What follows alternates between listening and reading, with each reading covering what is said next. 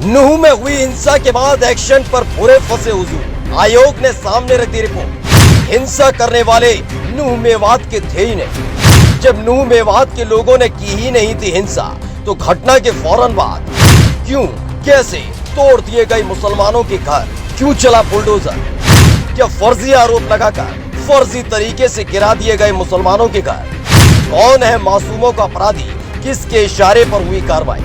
ये सवाल इसलिए उठा है क्योंकि 31 जुलाई को जब नूह में विश्व हिंदू परिषद की शोभा यात्रा के दौरान जमकर उत्पात हुआ था, पहले पथराव हुआ और फिर आगजनी हुई थी। देखते ही देखते पूरा का पूरा नूह जल उठा था।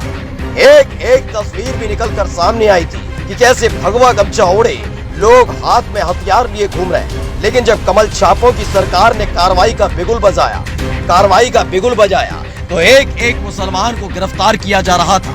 खोलकर गिनती बताई जा रही थी कि देखो सरकार की तत्परता कि कितने दंगाई पकड़ लिए हैं। फिर घूमने लगा था पूरे नूह में बुलडोजर। जहां जहां भी इस्लाम परस्त लोगों की बस्तियां नजर आईं, अवैध बताकर उनको ढहा दिया गया। नूह हिंसा की जांच के लिए जो कमेटी बनाई गई थी, उसने अपनी रिपोर्ट सामने रख दी है, जिसने साफ साफ बता दिया कि नूह में उत्पात मचाने वाले, नूह को जला देने वाले, नूह को तबाह करने की कहानी लिखने वाले, पथराव करने वाले, आगजनी करने वाले नूह के लोग थे ही नहीं, वो पहाड़ी थे। तो फिर क्यों मुसलमानों को गिरफ्तार कर लिया गया?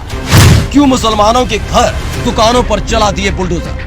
राष्ट्रीय अल्पसंख्यक आयोग ने 31 जुलाई को नूह में भड़की हिंसा की जांच की। इस दौरान खासकर नूह में रहने वाले लोगों से पूछताछ की। मुसलमानों ने हिंदुओं को अपना हमदर्द बताया, तो वही नूह के रहने वाले हिंदू भी मुसलमानों को अपना भाई बताते रहे। बताई एक एक सच्चाई कि उस रोज जिस भीड़ ने पूरे नूह की तस्वीर को बदल दिया था, वो नूह के लोग थे ही नहीं। इस पर राष्ट्रीय अल्पसंख्यक आयोग के अध्यक्ष इकबाल सिंह ने अपनी रिपोर्ट में लिखा है कि नूह हिंसा में स्थानीय लोग शामिल नहीं थे। सोशल मीडिया के जरिए फैलाए गए दुष्प्रचार में कुछ नौजवान उत्तेजना का शिकार हो गए, जिस पर समाज को ध्यान देने की जरूरत है। अब सवाल उठता है कि आखिर स्थानीय लोगों ने नूह में हिंसा नहीं फैलाई, तो खट्टर सरकार की पुलिस ने नूह में रहने वाले किन मुस्लिम समाज के लड़कों को गिरफ्तार कर लिया? आखिर कैसे और क्यों मुसलमानों को दंगाई बताते हुए उनके घर और दुकान को गिरा दिया गया? ये सवाल उठता है, लेकिन ये भी यकीन रखिए जवाब नहीं आएगा। Special desk the Kantap.